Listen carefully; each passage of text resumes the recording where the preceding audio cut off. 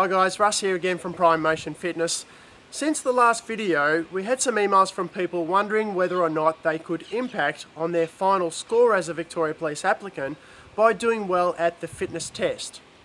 Well, the short of it is the fitness test as a police applicant is a pass or fail arrangement.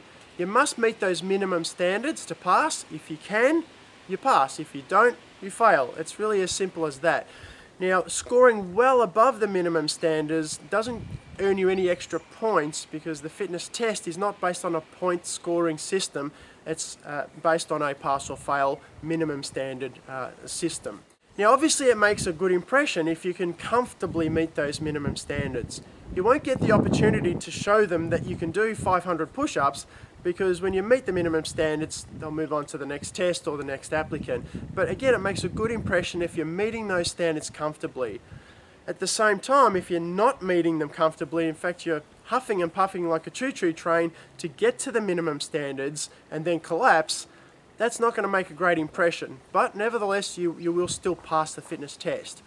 Where the issue really comes in now is that when you go off to do your academy training as a recruit, you will still be required to pass those standards.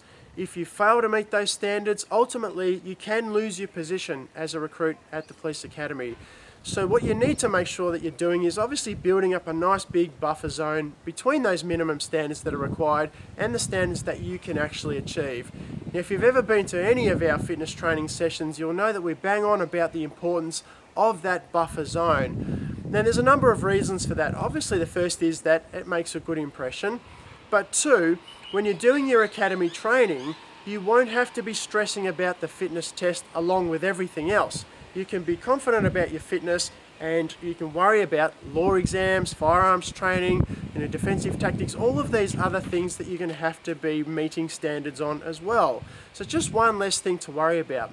And the other thing is if you're fit and you're well conditioned, you're going to cope with the physical aspect of the training as a recruit far easier than you would if you weren't in good condition.